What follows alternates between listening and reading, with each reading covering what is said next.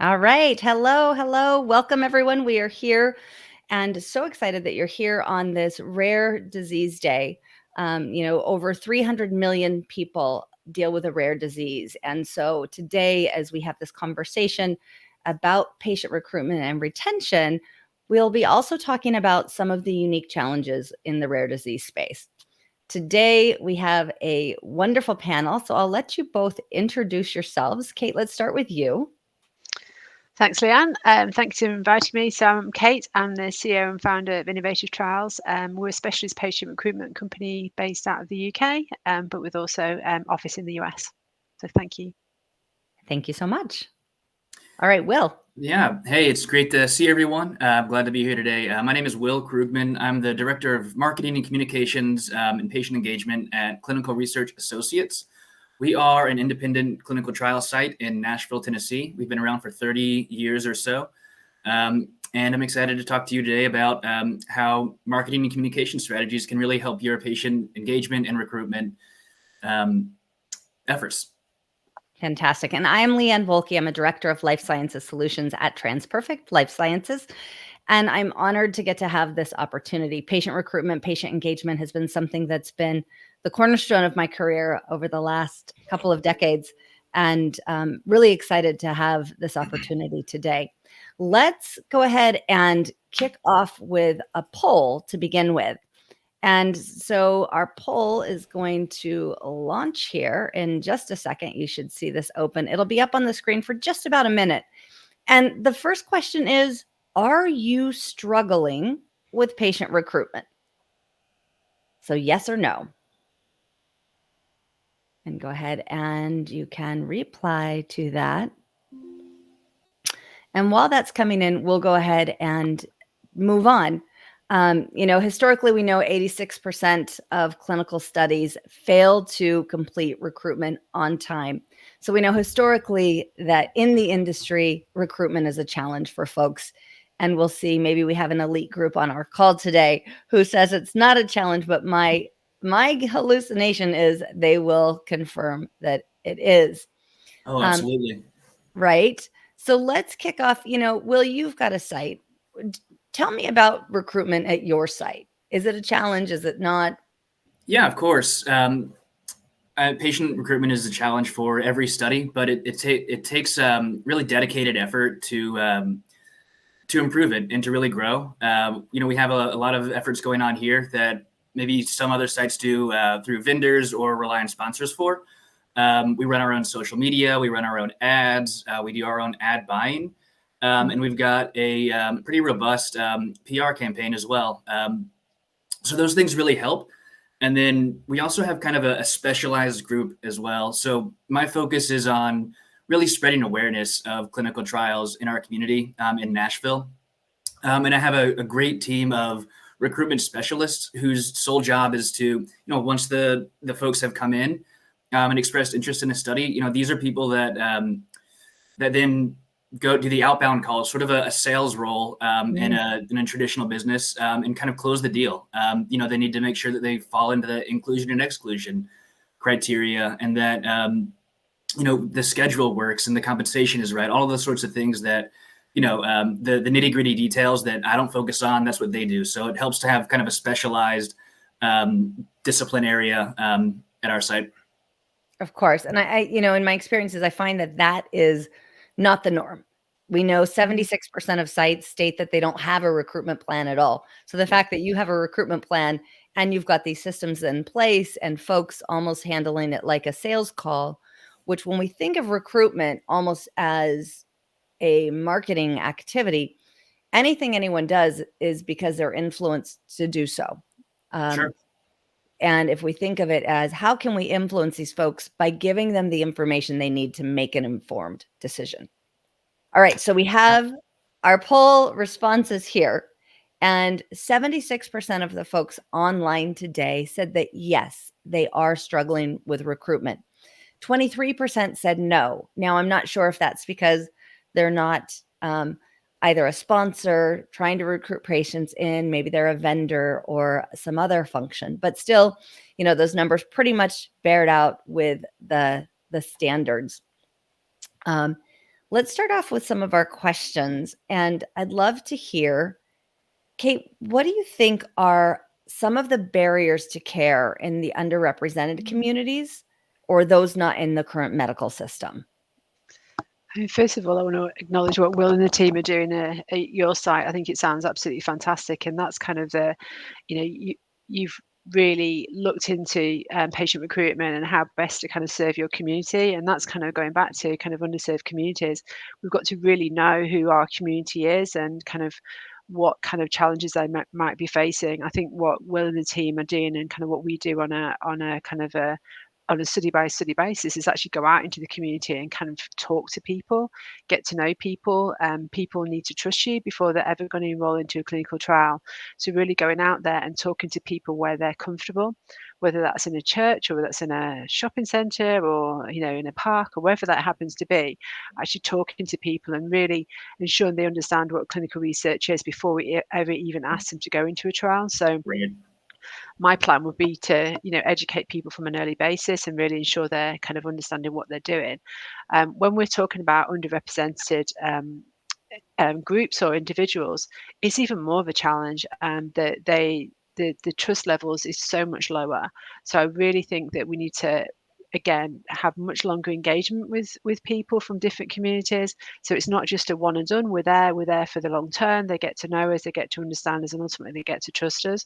And so it's actually having as much of a long-term relationship we can with all different communities to really get them involved in the trials. Absolutely. Yeah, Kate, I think that's a really good point, especially about trust. One thing I want to caution, though, I've read a study recently that said people from all different backgrounds are equally likely to trust or to want to enroll in a clinical study.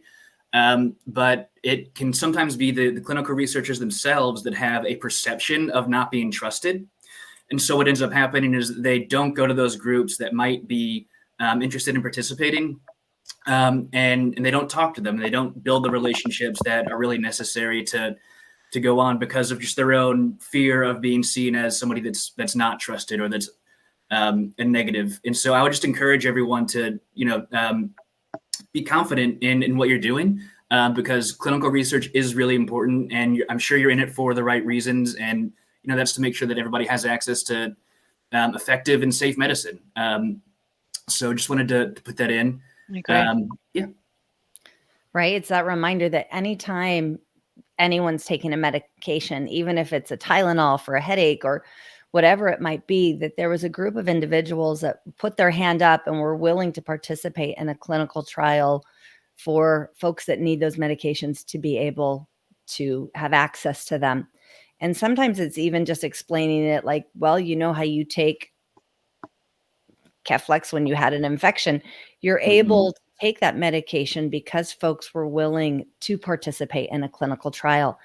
It can normalize it, and then people realize, oh, wait a minute, this is a normal thing that's been going on for ages.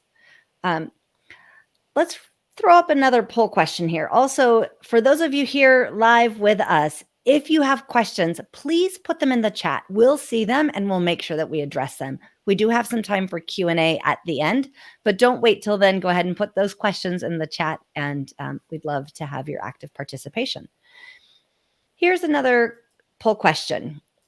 Whose responsibility is patient recruitment? Does that belong to the site, the sponsor, or a joint responsibility? So we'll keep that up. Go ahead and you can vote on that question here. And then let's talk about how can we keep patients from dropping out of clinical trials? What's important to keep someone engaged? Who would like to start? I can give it a go. And then we attended SCRS last year in Miami, so the site conference, and we did actually a poll of sites there, and we got their feedback on, was retention a problem, or was retention not a problem? And the sites that didn't have a problem with retention, it's all about relationships. And it was just, it came across so strongly that the patients feel supported, the patients get their questions answered, the patients understand what they're doing, and so they will stay in the trial. And I think that we can help that as well, kind of from a central point of view with retention materials, and really, again, part of the whole recruitment process, really under sort of ensuring the patients understand exactly what they'll be doing in the trial and exactly what they won't be doing, exactly what they'll be getting, exactly what they won't be getting, so that we're all basically agreeing to what's going to happen and making that informed decision. So I think that relationships with the patients is so important, understanding who they are, what's happening in their life, who did they see last week, anything that really Yeah. builds that relationship over time. And so when they go to the centres like Will's, they feel part of it. They know that it's always going to be Mary on the reception desk. They're always going to see Will. And it's those sort of relationships that make retention so much easier. Like I said, along with kind of helping out, where can we do that through education as well? But I think relationships are key, and I'm sure that Will's going to add on to my point. Yeah, no, relationships are the key. That's clearly one of the most important things, is to be able to, for your patients to feel welcome and at home, and that like they know you.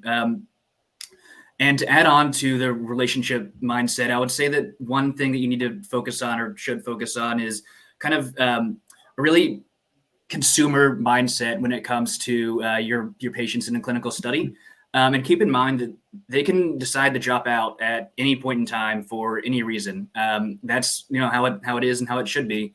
And so that just makes it that much harder for you to keep them in your study. Any reason at all, like maybe it's hard to park, maybe they had something come up and they couldn't make it to one visit and they don't hear from you, so they want to drop out because of that.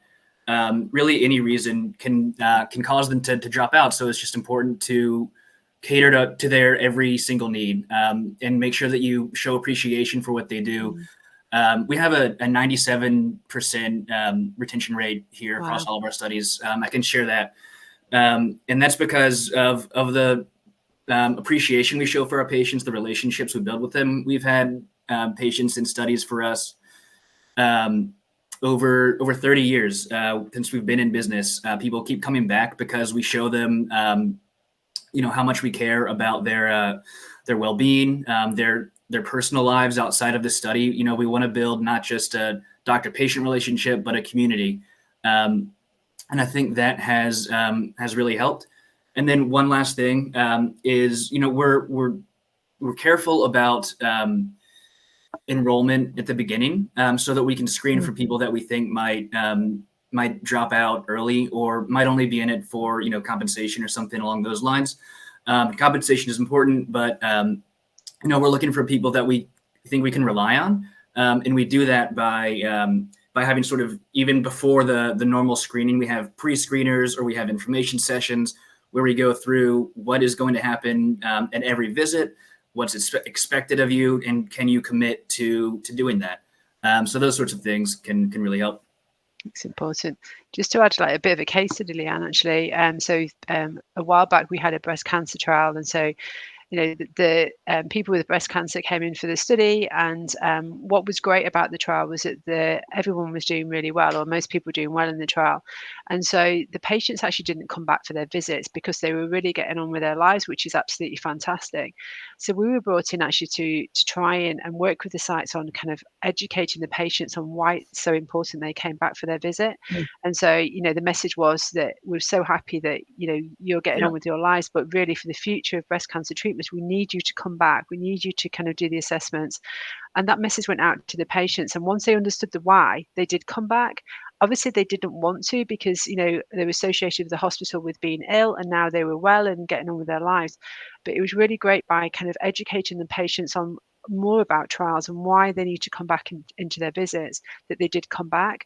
So I think really giving as much information to the study participants is so important, because the more they understand, the more they will kind of comply with what they need to do. Exactly. It's that clear expectation of, this is what's the expectation. This is the reason why, right? Nobody does anything without a clear why.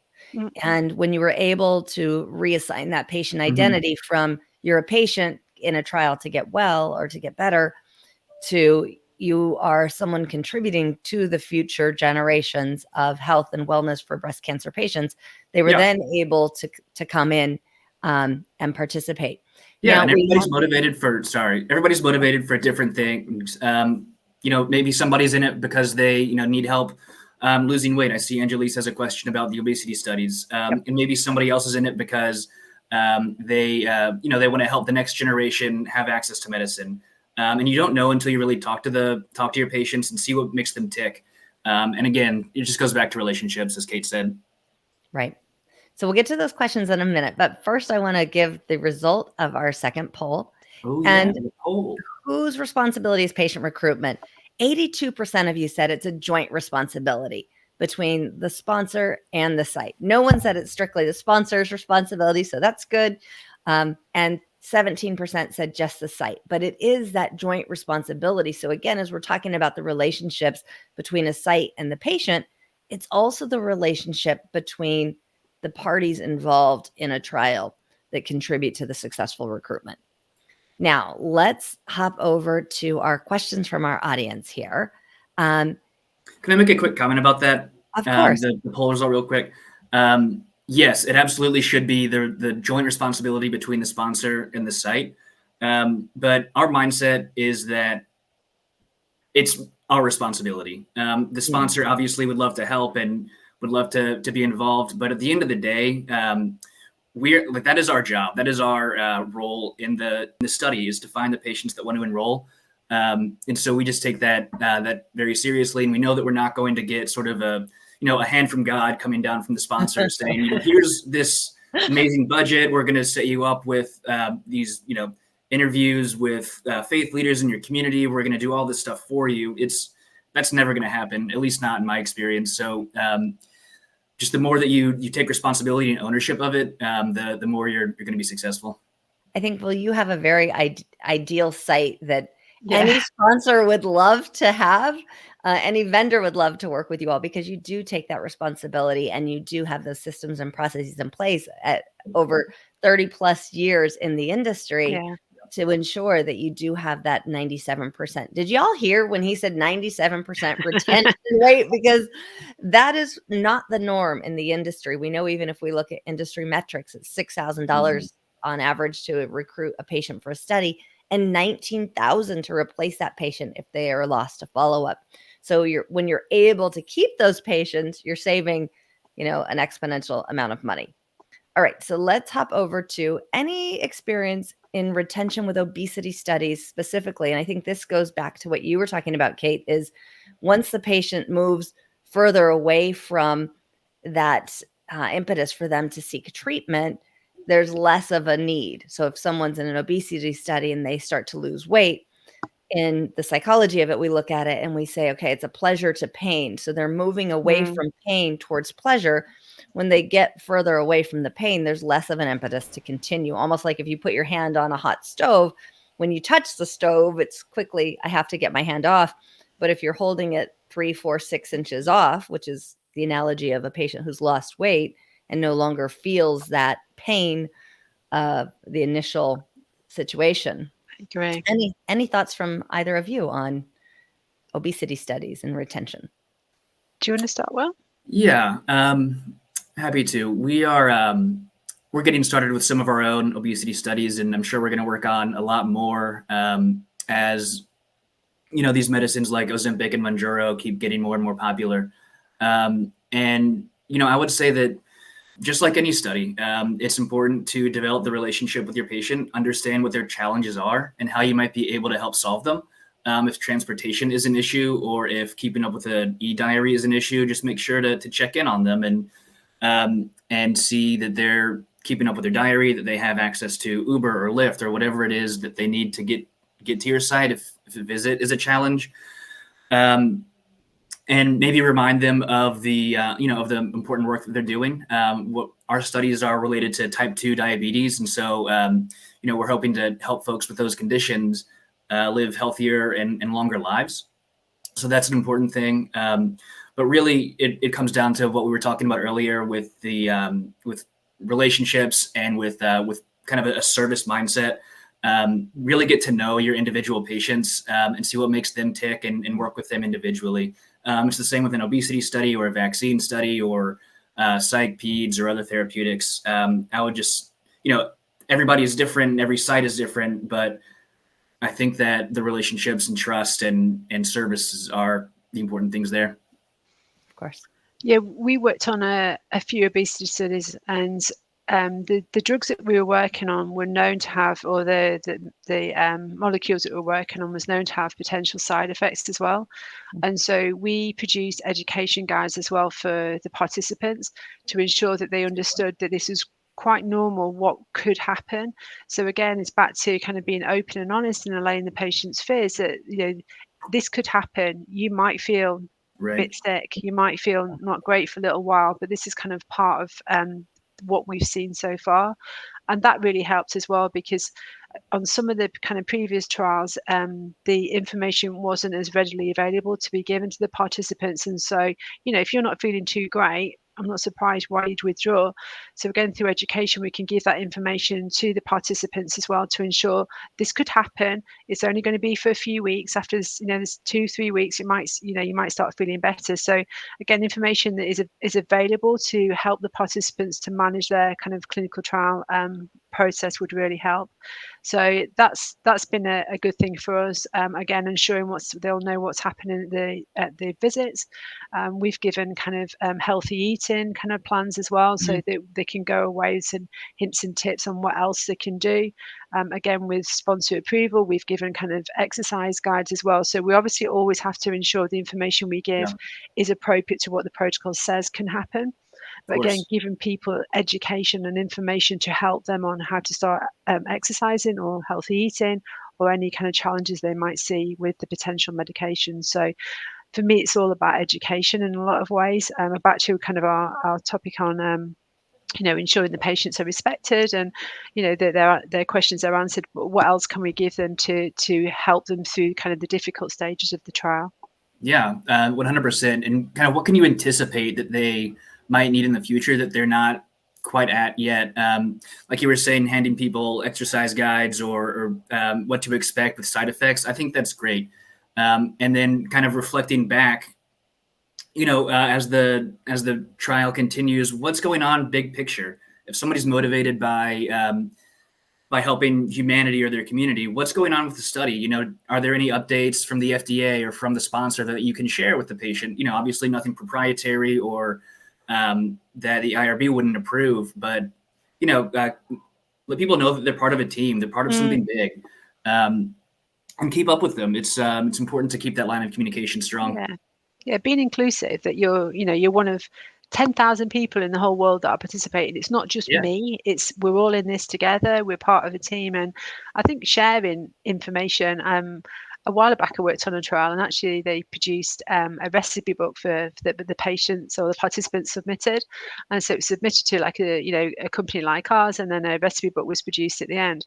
And it was so cute to see that there was recipes from Slovakia and Germany and UK and all different, and it was so sweet that the participants all did this together, is what they achieved. And then at the end of the trial, they were all given this really cute recipe book. So I think getting people involved, we all want to be part of the community, don't we? We don't want to be on our own. So really, again, helping the patients to understand that, you're one of 10,000 people. This is amazing. And, there'll be people all over the world kind of going through exactly the same as you. Some of these same themes, the sense of part of something bigger than just you and part of contribution to something bigger than yourself. We see these emerging again and again. There's a sense of connection, a sense of being important for being in the trial. There's a sense of trust. Now, I put up another poll. What do you think are the biggest challenges patients face when considering a trial? And what's come up is too many site visits, challenges understanding information is a close second. Actually, we have a 3-way tie for the end here, but too many site visits seems to be the leader, followed by challenges understanding information, too complicated or in a language they don't feel comfortable in. I see that all the time. Too much time away from work and travel. As we look at this, we're talking about communicating with patients and letting them feel trust and making sure that it's written at a level that they understand. I just reviewed some videos for different study sites online this week, and they're complex. They're scientific terms that patients won't understand. And if someone feels stupid, they're not going to make a decision. They think, oh, that's not for me. So I think it is important to really look at how are we making these patients feel comfortable and how are we identifying the potential friction points. You've talked about some of the friction points that do come up for patients. Do either of you have a way to document at the beginning of a study, or do you do a needs analysis? I know we do some of that for clients about these are the points where we think you'll have friction, but do you do that at the site level or at the vendor level working with sites and sponsors? You want to go first, Kate? I can do. So when we're working with sites, we develop a site-specific recruitment plan. So actually having those conversations kind of at site to begin with, going through, obviously, prior to that, looking at the protocol, what we think the challenges could be with the trial. So actually working with the site, sharing that information that we've seen, and then kind of putting plans in place. So if you think that travel could be a challenge, what are we going to do about traveling? How are we going to make sure that the participants can get to the site, safely and on time and effectively? So actually really having that conversation. So instead of kind of hoping that these issues will go away, which they very rarely do, actually having that kind of really face-to-face conversation. So working with Will's team to say, right, we've got these challenges. What do you think we can do? Again, exactly the same on the education and patient materials front as well. Let's get that information out there, what this trial is and what this trial isn't. So again, as Will said earlier, the participants who go in the trial have made that informed decision. Like, yep, I know you're taking blood for me for the next 10 years. That's fine. I'm good with it. Or I'm not good with it. And I always feel that either answer is the right answer. It's dependent on their circumstances. Yeah, exactly. Being upfront at the beginning of the study with patients, sort of, I guess we take it to the next level. You give the sites a plan, and then we give patients a plan as well.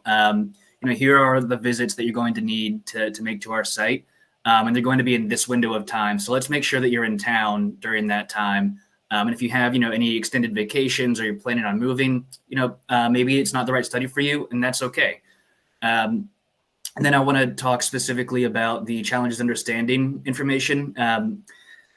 That's always a challenge with clinical trials because a lot of the times that the patient facing communication is written by a medical professional who is highly trained, who has very specialized knowledge, and that's very important. But you need somebody as well to kind of translate that into normal person language. And and that informed consents, for example, are one of the toughest things to get through because they can be very long, they can be very dense. And so sometimes we have a nurse with them while they're going through it so that they can answer any questions in real time. Sometimes we send the informed consent beforehand to make sure they can, have a chance to go through it. But we have to be cautious as well, because what if we send the informed consent and somebody sees something they don't like and then decide, after going through the inclusion-exclusion, going through the pre-recruitment process, that, they don't want to do it. And that could have been avoided if we had, one of our doctors or a nurse in the room with them while we're reading it. So, it's a balance that you have to deal with.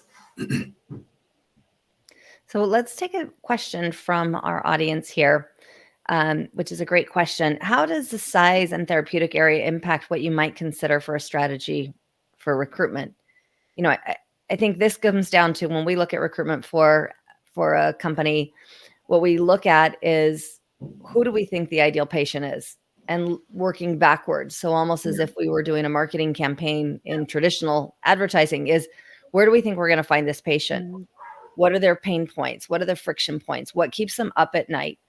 What are they mulling over at 2 a.m.? And how do they need to be communicated? How do they prefer to be communicated with?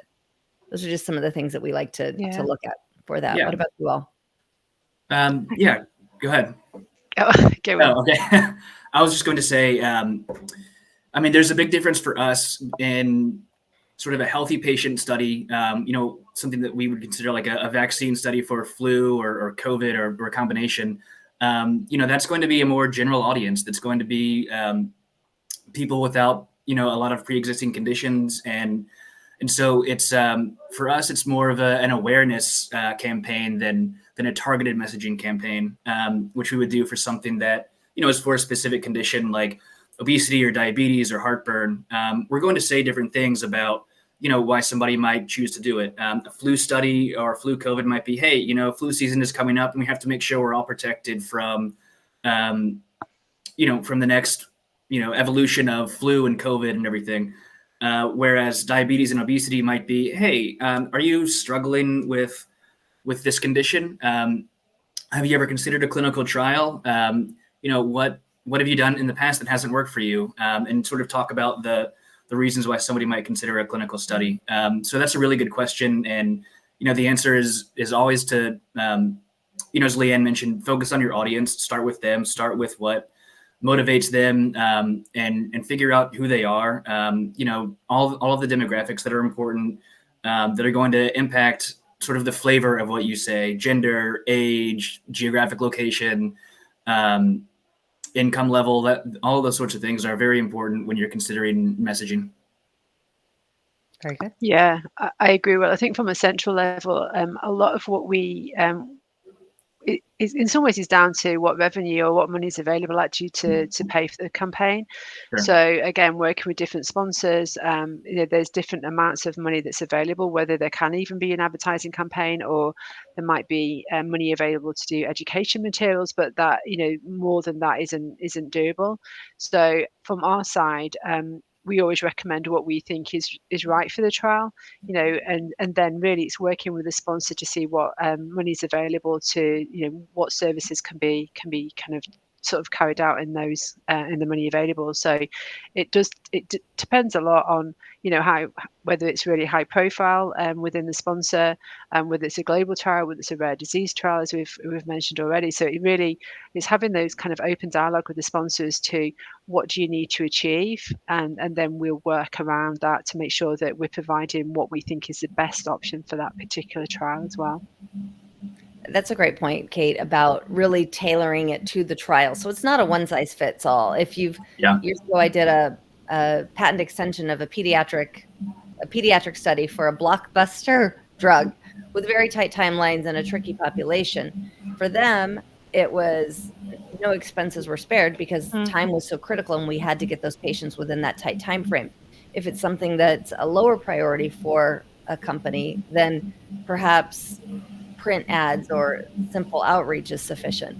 Yeah. But yes, definitely tailored to the indication, to the patients, and the budget, quite honestly. Sure. I mean, you hear the phrase "meet them where they are" all the time, and that is true in the communication standpoint as well. Somebody that is older might respond more to a direct mail piece than a social media ad, but that's not necessarily true. Look at the statistics in your area and for your therapeutic area. I saw a report recently that said 30 to 40-year-olds are more active on TikTok than Gen Z. So that's not something that I would really expect.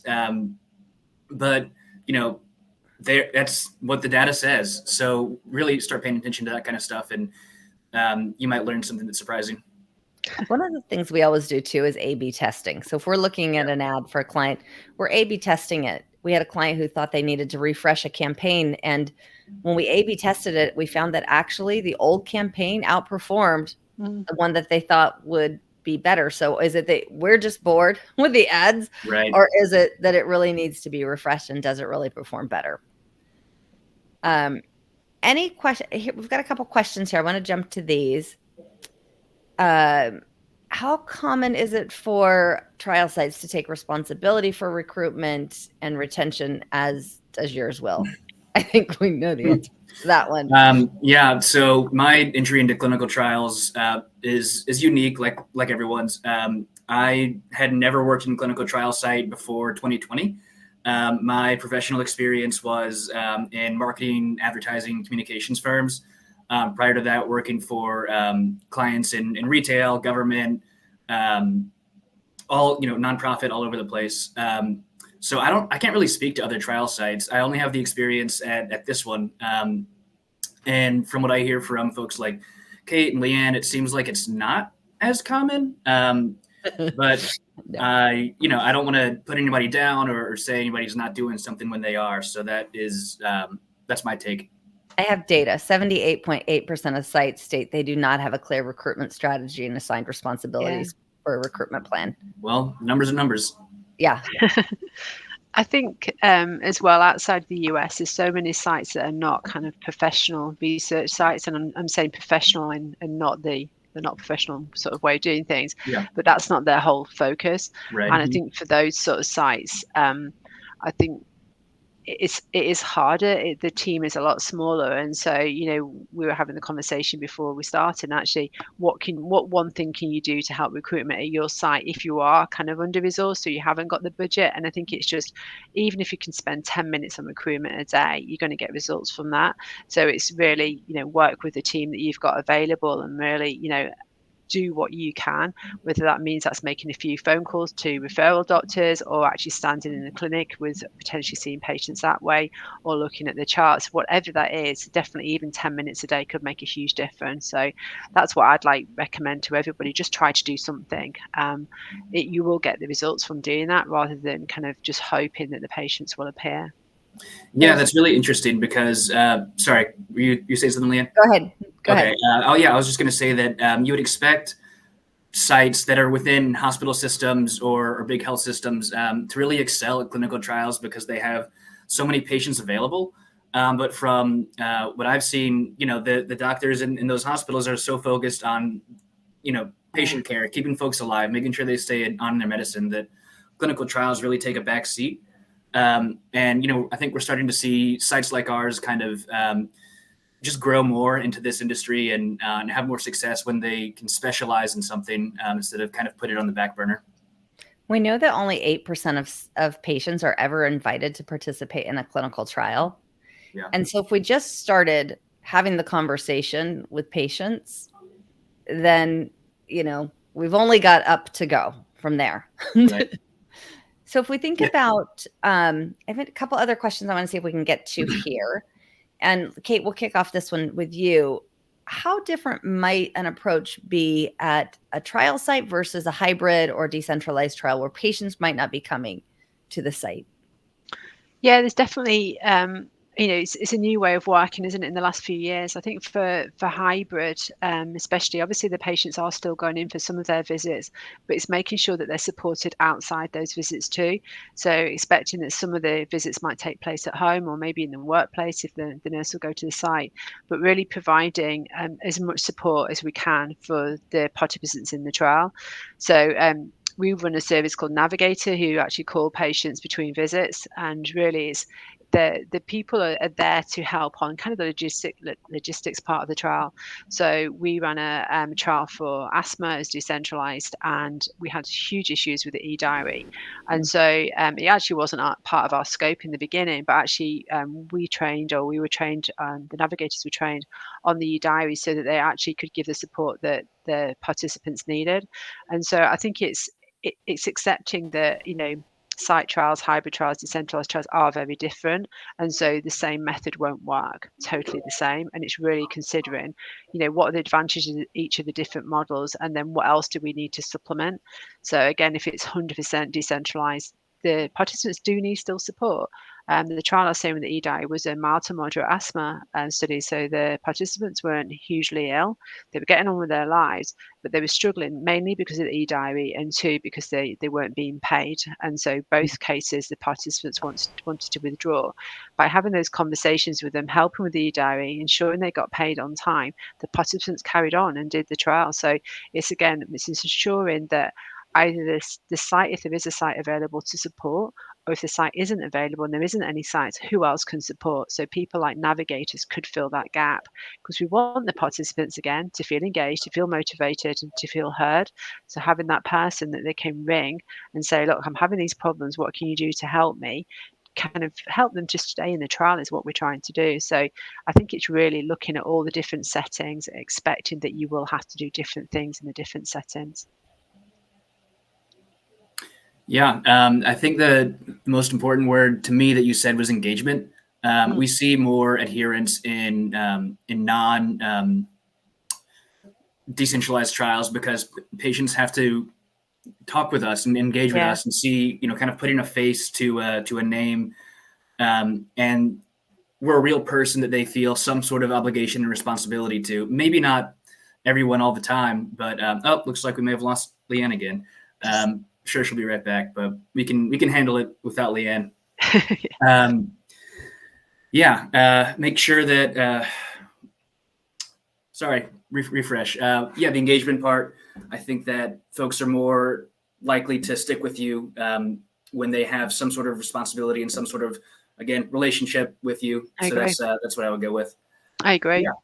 What we're finding with having the navigators is that relationship is being taken up by them partly. So if there isn't any sites, having that person they can go to, they can trust it's the same person all the time. So ensuring I really like the navigator. That's such a good idea. I think nice because just to it's somebody that's always focused on making sure the patient has the best experience. Yeah. You know, nurses and doctors can get really busy and focused on lots of other patients, and if you have somebody that's dedicated to you, I just think that is awesome.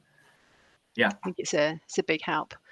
Mm-hmm. So as we're now home alone, we can ask whichever questions we want to ask now.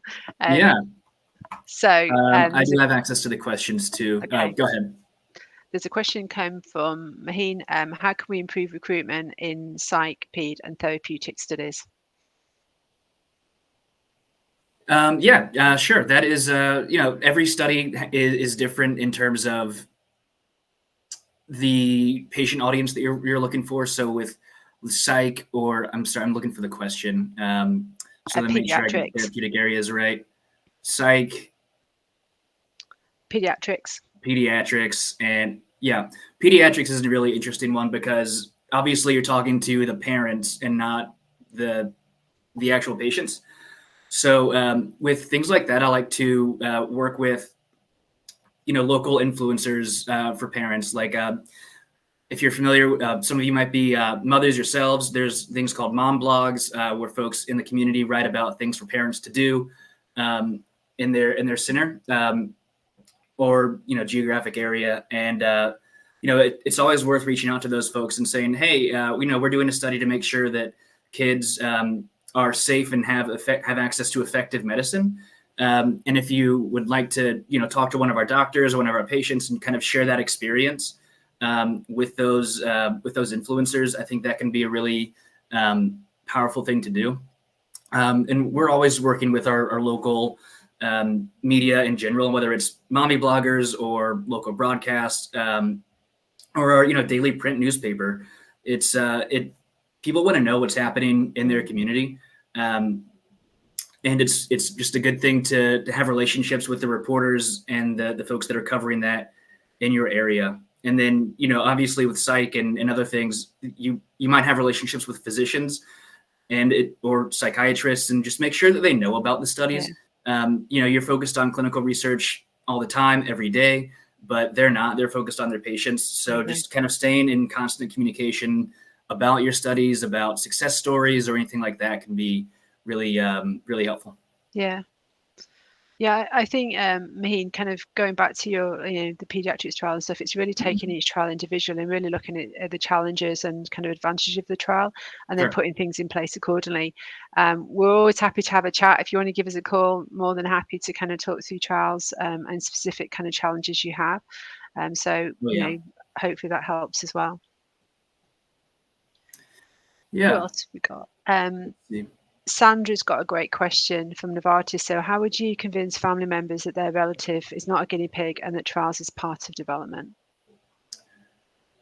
It's a really interesting framing of that question. I don't think that we should try to convince anybody of anything.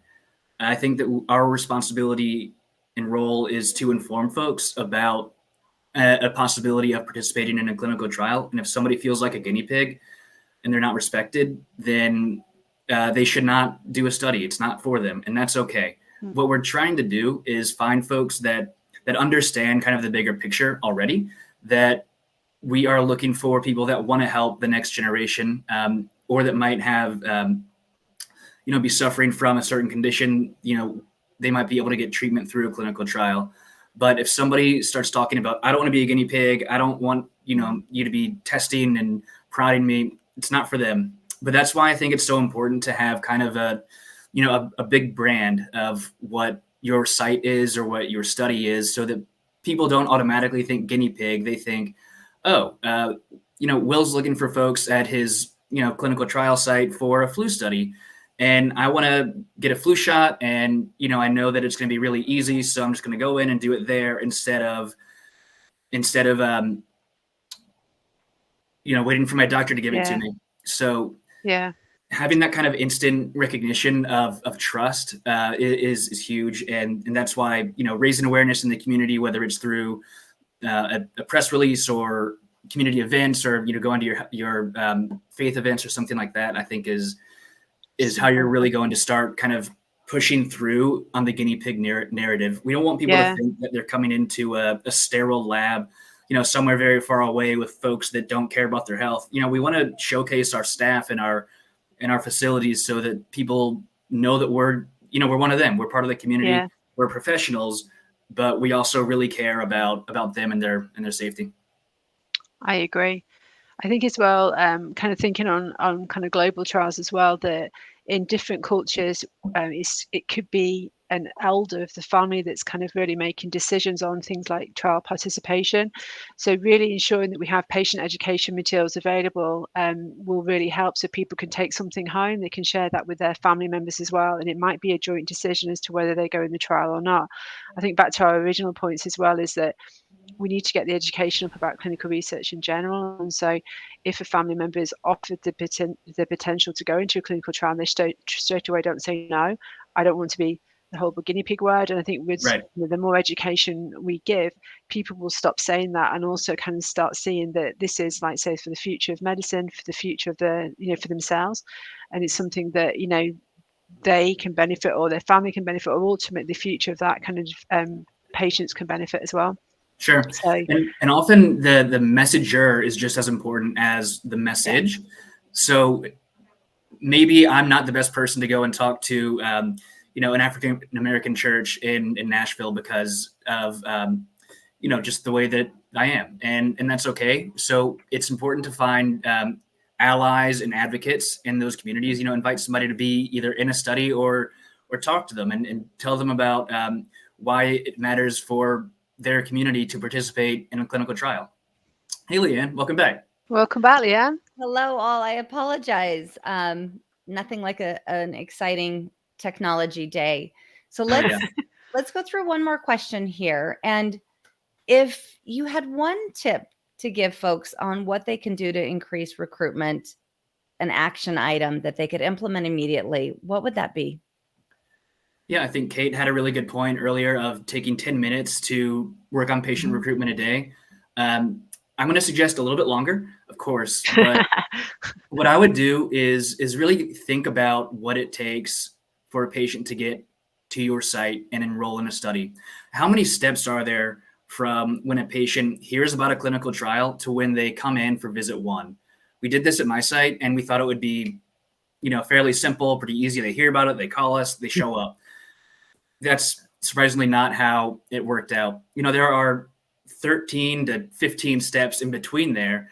If the patient signs up online, or if they give us a call, if they answer for the first time, and if they don't. And then when they, get here, do they know how?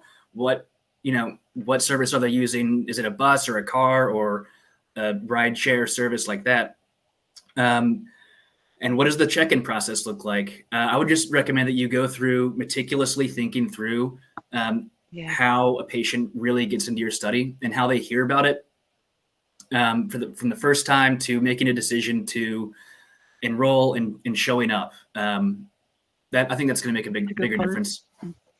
I'm going to cheat with the second one because I've already had my first one. But my second one is really put yourself, imagine that's your mom, and, your mum's been offered a trial. And so really kind of think about what questions they might have, and also what questions that they might be kind of too scared to ask as well. So really consider this is a huge decision for the participant and their families.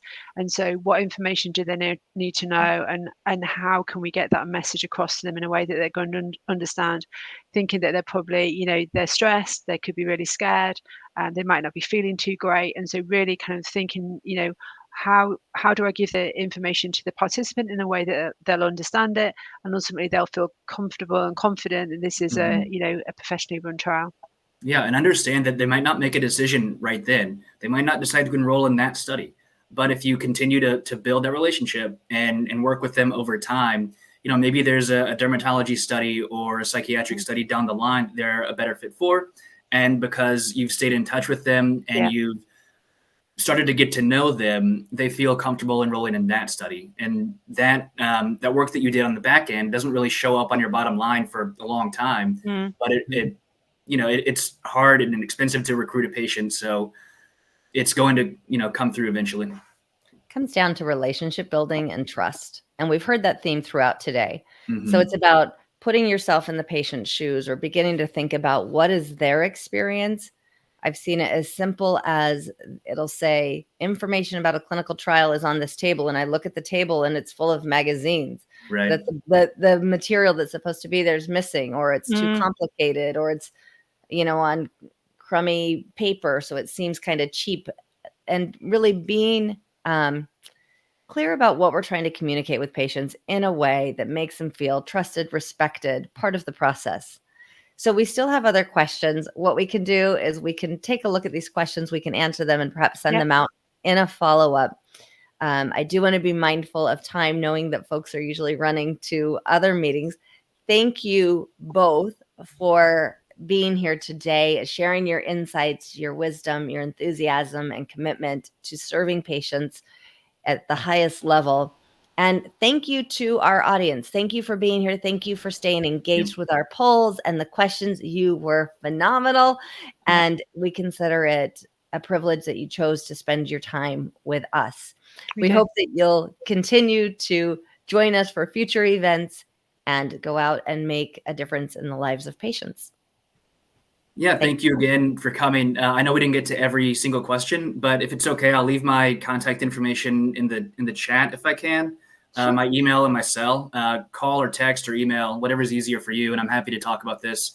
I'm obsessed with patient recruitment and engagement, so I'd be thrilled if you reached out. Absolutely. I agree. Thank you. It's great to spend time with you all, and thanks for the really great questions. There's been some good ones, so we'll definitely follow up with those as well. So thank you. Absolutely. All right. Thanks, Leanne.